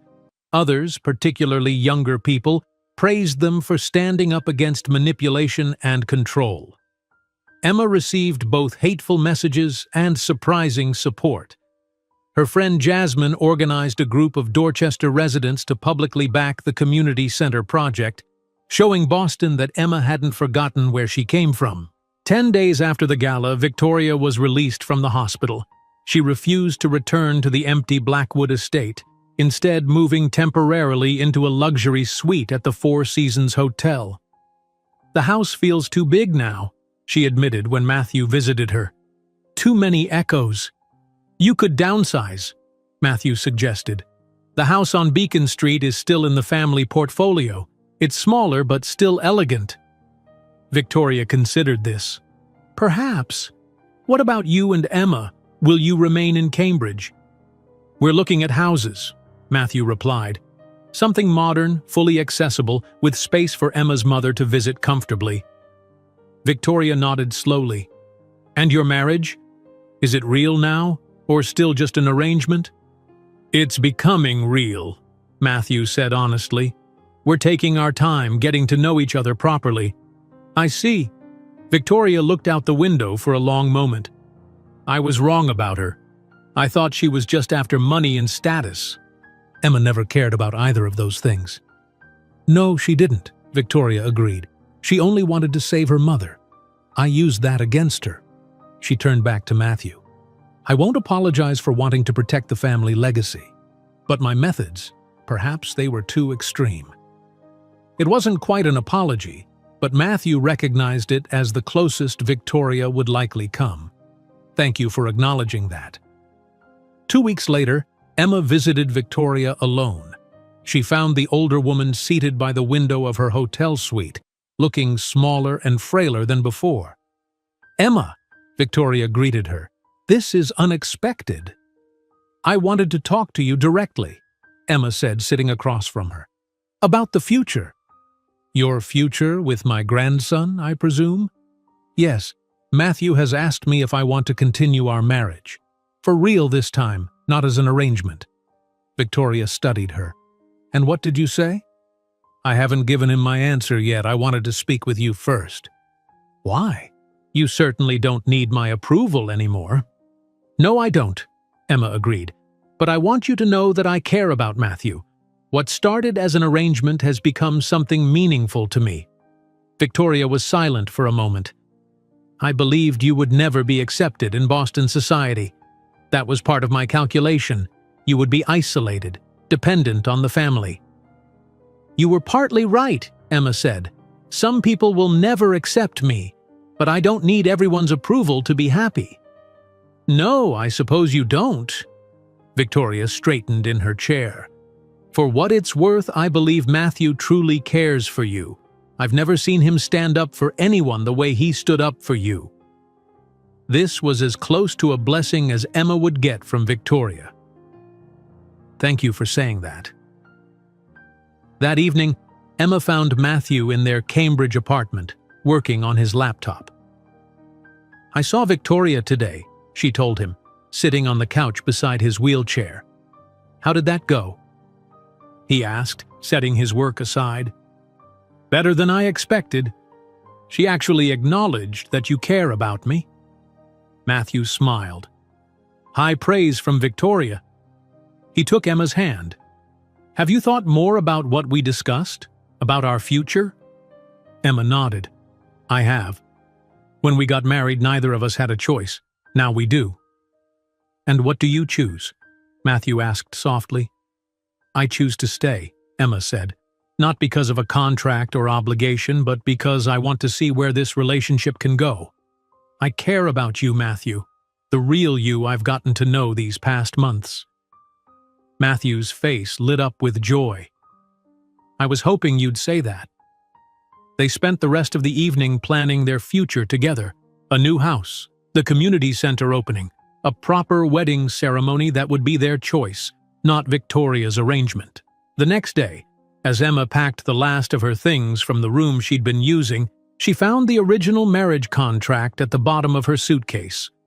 She held the document that had once represented her captivity realizing it now meant nothing compared to the choice she was freely making. Emma didn't tear up the contract or burn it dramatically. Instead, she simply placed it in a folder and filed it away, part of their history, but no longer defining their future. 6 months passed quickly, filled with new beginnings. The morning of the Dorchester Community Center's grand opening arrived with perfect spring weather. Emma stood in front of the renovated building, hardly believing the transformation from the abandoned recreation center she had shown Matthew just months ago. "Are you ready to cut the ribbon?" Matthew asked, wheeling up beside her. Emma smiled. "I've been ready for this my whole life." The once crumbling structure now gleamed with fresh paint and new windows. Inside, classrooms contained new computers, art supplies, and educational materials. A job training center occupied the east wing, while community meeting spaces filled the west side. Crowds gathered in front of the building for the opening ceremony. Local families, community leaders, business partners, and even some of Boston's elite had come to witness the occasion. Emma spotted her mother directing volunteers near the refreshment tables, looking healthier than she had in years. "Mom looks amazing," Emma said to Matthew. "The transplant really changed everything." "She's a natural administrator," Matthew agreed. "Hiring her to run the center's operations was one of our best decisions." 3 months earlier, Emma's mother had received a successful kidney transplant after moving up the waiting list. Her recovery had been swift, and she had eagerly accepted the position as the center's administrative director. Mrs. Jenkins approached them beaming with pride. "Emma, this place is even better than we dreamed. The children can't wait to start programs on Monday." "None of this would have happened without your help," Emma told her. "Your community organizing got everyone behind this project." At exactly 10 o'clock, the ceremony began. Emma stepped up to the microphone with Matthew beside her. "Welcome to the opening of the Dorchester Community Center," she announced to applause. "This center belongs to all of us, a place where children can learn, where adults can gain new skills, and where our community can grow stronger together." Emma introduced key people who had made the center possible, including the local community board, Blackwood Innovations executives, and her mother. "And most importantly," Emma said, looking at Matthew, "I want to thank my husband, whose vision and support made this dream a reality." Matthew shook his head and took the microphone. "The vision was always Emma's. I just provided resources for what she already knew this community needed." After cutting the ribbon, they led tours through the building. Children ran excitedly from room to room, exploring the art studio, computer lab, and game areas. Parents filled out registration forms for after-school programs and adult education classes. In the midst of the celebration, a sleek black car pulled up outside. Rebecca and Alexander emerged first, followed by Victoria Blackwood walking slowly with the aid of a cane. "Victoria's here," Matthew said with surprise. "I didn't think she would come." Emma nodded. "I invited her, but she never responded." They greeted Rebecca and Alexander warmly. The couple had become their closest friends and allies during the past months. Alexander had recently joined Blackwood Innovations as chief legal counsel, while Rebecca had started her own event planning business, free from family control. Victoria approached slowly, her posture still proud despite her physical weakness. The stroke had left her with a slight limp and occasional word-finding difficulties, but her mind remained sharp. "Grandmother," Matthew said, wheeling forward to meet her, "I'm glad you came." "I wanted to see this place Emma has talked about so much," Victoria replied. She looked around at the busy center. "It's impressive." Emma joined them. "Thank you for coming, Victoria. Would you like a tour?" Victoria nodded. "I would." As Emma guided Victoria through the center, she noticed the older woman watching the children with an expression Emma had never seen before. Something close to wistfulness. "These children," Victoria said, pausing near a group playing chess. They have opportunities I never imagined providing in my charitable work." "How so?" Emma asked. "Our foundation always donated money from a distance," Victoria explained. "We never really saw the people we were supposedly helping." She gestured toward a teenage girl teaching younger children how to use a computer. "That girl might run a technology company someday." "Like Matthew," Emma said. "Yes." Victoria's eyes met Emma's. "I was wrong about many things, Emma. Not everything, but many things." Coming from Victoria, this was a profound admission. Emma simply nodded in acknowledgement. Later that afternoon, as the opening celebration continued, Emma found Matthew in his office at the center. He had been watching security camera footage of the day's events. "Look at this," he said, pointing to the screen showing Victoria sitting with a group of children who were showing her their artwork. "I've never seen her like this." Emma smiled. "People can change, Matthew. Even Victoria. Even me," Matthew added. "6 months ago, I couldn't stand up to her. Now we're building something that matters." Emma sat on the desk beside him. "We've all changed." That evening, they hosted a small dinner at their new home, a modern, accessible house in a quiet Cambridge neighborhood. Rebecca and Alexander joined them, along with Emma's mother and Dr. Wilson, who had been dating casually for the past 2 months. "To new beginnings," Dr. Wilson toasted, raising his glass. "And to unlikely partnerships," Rebecca added, smiling at Emma. Their friendship had grown steadily, united initially by their shared experience of Victoria's manipulation. Over dinner, they discussed plans for expanding the community center's programs. Emma's mother shared stories of families already benefiting from the resources. "A mother of 3 told me she can finally finish her degree because we provide after-school care," she said. "That's 3 children who will grow up seeing their mother achieve her dreams." After their guests left, Emma and Matthew sat in their living room, enjoying the quiet. "I never imagined my life would look like this," Emma admitted. "When I signed those marriage papers, I thought I was trading my freedom for my mother's life." "And now?" Matthew asked. "Now I have more freedom than I ever expected. To build something meaningful, to help others, to choose my own path." She reached for his hand. "To love someone because I want to, not because I have to." 1 year after the Dorchester Community Center opened its doors, they held an anniversary celebration. The center had exceeded all expectations, serving hundreds of families and becoming a model for similar programs across Massachusetts. Children from the center's drama program performed a play they had written themselves, telling a story about a neighborhood that came together to solve its problems. The simple set, created in the art program, showed buildings transforming from broken to beautiful. After the performance, Matthew addressed the audience. "1 year ago, we opened these doors not knowing exactly what would happen. We just knew this community deserved resources and opportunities." Emma joined him at the microphone. "What we've built here goes beyond buildings and programs. We've created connections between people who might never have met otherwise." Matthew looked at Emma. "We found love in the most unexpected place. Sometimes the worst circumstances lead to the best outcomes when you choose to see people for who they truly are." Victoria, seated in the front row, nodded slightly at his words. Though she still lived independently in the smaller Beacon Street house, she visited the center occasionally, funding a scholarship program in her own name.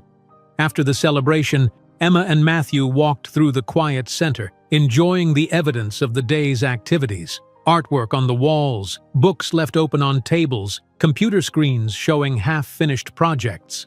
"I was thinking," Matthew said, stopping near the community board filled with success stories, "maybe it's time for that real wedding we talked about." Emma smiled. "The one where we actually choose to marry each other?" "Exactly. Something small with people we care about. Nothing like Victoria's courthouse arrangement." "I'd like that," Emma said. "And maybe after that—" "After that?" Matthew prompted. "Maybe we could think about expanding our family," Emma suggested. "This place has made me realize how much I love working with children." Matthew's face lit up. I'd love that too. Our own family, built on choice and love instead of obligation. As they prepared to leave, Emma paused at the doorway, looking back at the center that had grown from her childhood dream. We built something real here, she said. Not just the center, but us. Matthew took her hand. We started with a contract designed to keep us apart, but ended up building something neither of us could have imagined. A love that's stronger because we had to fight for it. Emma leaned down to kiss him, no longer the housekeeper or the arranged wife, but a woman who had found her voice, her purpose, and her love on her own terms. Outside, the lights of Boston twinkled in the distance. Their journey had taken them from a mansion built on old money and rigid traditions to this place of new possibilities. The path hadn't been easy, but as they headed home together, both knew they wouldn't change a single step that had brought them here. If you enjoyed today's video, I'm sure you'll love the next one. Don't waste time. Just click on the screen.